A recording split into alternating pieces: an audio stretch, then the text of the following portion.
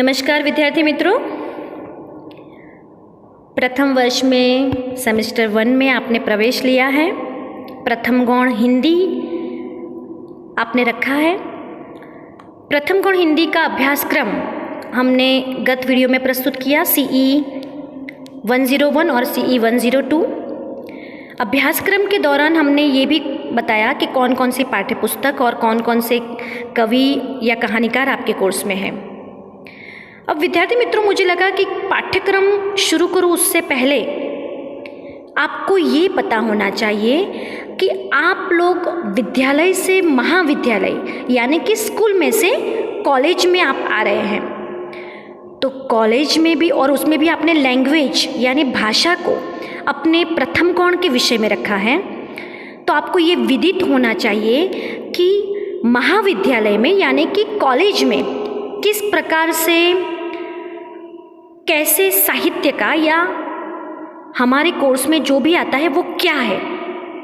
तो आप लोग 11वीं 12वीं कक्षा में या 8 9 10 कक्षा में पढ़ रहे थे, वो साहित्य के अंश को पढ़ रहे थे। अंश का मतलब है आप पाठ पढ़ रहे थे ना, गुजराती और हिंदी में पाठ 1 पाठ 2, उसमें पाठ में क्या होता था कि आत्मकथा का अंश आता था। जैसे सत्यना प्रयोगो गांधी जी का वो है, आत्मकथा है उनकी, तो उसमें से कोई अंश को लेकर आपके पाठ के रूप में ले रखा गया हो।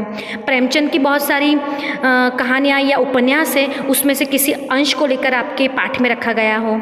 तो 8 9 10 और 11 12 में आपने साहित्य के अंश के रूप में जो है कहानीकारों या कवियों को समझा है। कविता भी आपके वहाँ कोर्स में आती थी, मगर वो कविता बहुत सामान्य रूप से एक सामान्य बोध को निर्धारित करने वाली थी। अब कॉलेज कक्षा में जब आप आए हैं तो जो भी कविताएं होगी वो बहुत ही बड़े बोध को लेकर यानी कि बड़े स्तर के बोध को लेकर यानी उसका विस्तृत रूप से उसकी समीक्षा आपको करनी है। और वो काव्य या वो कहानी जो भी है वो किस में आएगा? साहित्य में आएगा। आप अब लिटरेचर के स्टूडेंट हो गए हैं, आप साहित्य के स्टूडेंट हो गए हैं, इसलिए आपको पता होना चाहिए कि साहित्य क्या है। साहित्य के बारे में हम चर्चा करें उसके पहले साहित्य की परिभाषा, साहित्य का स्वरूप आप समझे तो वो बहुत जरूरी है। साहित्य शब्द का विग्रह 2 तरह से किया जा सकता है।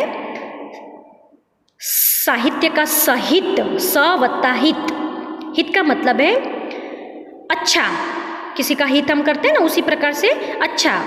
और स का मतलब है सह, स यानी साथ में होना। तो साहित्य शब्द अंग्रेजी के लिटरेचर शब्द का पर्यायवाची है और जिसकी उत्पत्ति लैटिन शब्द लेटर से हुआ है। लेटर यानी पत्र, मगर पत्र से ज़्यादा जब और उसमें बातें निहित हो जाती हैं, बहुत सारे विषय समाविष्ट हो जाते हैं, तब लेटर में से लिटरेचर और लिटरेचर में से किसी का हित हो ऐसी रचना। यानी आपको पहले तो ये ध्यान में रखना है कि साहित्य जो भी होता है वो ऐसा होता है जिसमें सही दिशा यानी कि नैतिक मूल्यों का उसमें निर्वाह किया गया हो। नैतिक मूल्यों आप समझ सकते हैं ना, सच्चा अच्छी बातें करना, सच बोलना, झूठ नहीं बोलना, हिंसा नहीं करना, बुजुर्गों का मान रखना, ये नैतिक मूल्य है जिसको आप बचपन से सुनते आए हैं और समझते आए हैं, आचरण में भी उसका उपयोग करते आए हैं। तो उन नैतिक मूल्यों का वहन जिस रचना में होता है, जिसके कारण सभी का हित हो सकता है, उसको कहते हैं साहित्य। साहित्य ऐसा नहीं होना चाहिए कि जिसको पढ़कर कोई भी व्यक्ति क्रोधित हो जाए और अपने मद और नशे में कोई गलत कार्य करने में प्रवृत्त हो जाए, उसे साहित्य नहीं कहते। सहित यानी किसी का हित हो और हित के लिए जो भी प्रेरणादायी बात हो वो रचा जाए, उसको साहित्य कहते हैं। अब भाषा के माध्यम से अपने अंतरंग की अनुभूति अभिव्यक्ति कराने वाली ललित कला को काव्य अथवा साहित्य कहा जाता है। अब यहाँ काव्य अथवा साहित्य शब्द का प्रयोग किया है, तो आपको ये ध्यान रखना है कि मैं आपके सामने ये जो परिभाषा साहित्य की प्रस्तुत कर रही हूँ वो बहुत पहले हमारे भाषा शास्त्रियों ने हमारे सामने उपस्थित कर दी थी। मगर आपको ये भी ध्यान रखना है कि आधुनिक काल में ही गद्य का आविर्भाव हुआ है। गद्य यानी पाठ जिसको आप पढ़ सकें। आधुनिक काल से पहले केवल और केवल हमारे साहित्य में काव्य ही था। यदि पहले नाटक भी होते थे तो भी काव्यात्मक रूप में होते थे।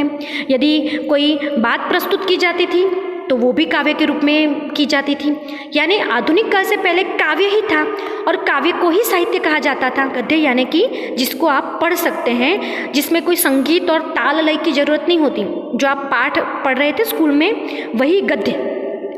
कविता का दूसरा रूप यानी साहित्य के दो प्रकार है, गद्य और पद्य। पद्य यानी कविता और उसमें भी अलग अलग प्रकार है, खंड काव्य, महाकाव्य। और गद्य यानी कि पाठ के रूप में आप जो पढ़ रहे थे स्कूल कक्षा में। और अब आधुनिक काल के बाद जो आप कॉलेज कक्षा में पढ़ेंगे साहित्य के गद्य के प्रकार में, तो वो नाटक, कहानी, उपन्यास, संस्मरण, रेखाती चित्र, रिपोर्टाज, ये सब है। तो ये साहित्य के अलग अलग प्रकार है। मगर पहले तो काव्य को ही साहित्य कहा जाता था। तो यहाँ लिखा है कि अपनी अंतरंग अनुभूति, यानी उस वक्त कवि जब बैठता था प्रकृति के सानिध्य में बैठता था और उसके भीतर जो भी अनुभूति होती थी उसको वो अपने कलम में टांक देता था, उसको साहित्य कहा जाता था, काव्य कहा जाता था। साहित्य की व्युत्पत्ति को ध्यान में रखकर इस शब्द के अनेक अर्थ भी प्रस्तुत किए गए। यत् प्रत्यय के योग से साहित्य शब्द के निर्माण हुआ है। शब्द और अर्थ का स्वभाव ही साहित्य है। कुछ विद्वानों के अनुसार हितकारक रचना का ही नाम साहित्य है, जो मैंने आपको कहा। अब साहित्य शब्द का प्रयोग 7वीं 8वीं शताब्दी से मिलता है आपको। आप समझ लीजिए कितने पूर्व। इससे पूर्व साहित्य शब्द के लिए काव्य शब्द का प्रयोग होता था, जो मैंने आपको कहा। भाषा विज्ञान का यह नियम है कि जब एक ही अर्थ को दो शब्दों का प्रयोग के अर्थ से बोला जाता है, यानी दो शब्दों का प्रयोग करते हैं और उसका एक ही अर्थ निकलता है, तो उसमें क्या होता है कि एक अर्थ संकुचित होता है या परिवर्तित होता है। मैं आपको उदाहरण दूंगी तब आपको पता चल जाएगा। साहित्य का तात्पर्य अब कविता, कहानी, उपन्यास, नाटक, आत्मकथा अर्थात गद्य और पद्य सभी विधाओं में है। वही मैंने आपको कहा, वही कि जो आधुनिक काल से पहले जो भी साहित्य था उसको काव्य कहा जाता था, मगर आधुनिक काल के बाद काव्य एक संकुचित रूप हो गया, वो एक ही रूप हुआ साहित्य का। अब साहित्य के तो बहुत सारे रूप प्रचलित हो गए थे, नाटक, कहानी, उपन्यास, तो इसीलिए विस्तृत अर्थ में साहित्य शब्द का प्रयोग होने लगा और साहित्य में गद्य और पद्य दोनों आ जाता है। गद्य यानी नाटक, कहानी, उपन्यास, रेखाचित्र, संस्मरण, ये सब, और पद्य यानी खंड काव्य, महाकाव्य, मुक्त काव्य, ये सब। यहाँ तक आपको साहित्य के स्वरूप पर ध्यान रखना है। जिस प्रकार साहित्य शब्द कोई सामान्य यानी संकुचित शब्द नहीं है, बहुत व्यापक शब्द है, उसी प्रकार साहित्य के प्रकार भी जो है बनाए गए, क्योंकि केवल एक ही विधा में साहित्य नहीं होता, अलग अलग विधाओं में साहित्य रचा गया, फिर वो नाटक के रूप में हो, कहानी के रूप में हो, या जो भी रूप में हो। इस प्रकार साहित्य का स्वरूप क्या है ये हमने इस वीडियो में समझा। अगले वीडियो में साहित्य के स्वरूप पर अलग अलग विद्वानों ने क्या चर्चा की है उस पर हम चर्चा करेंगे।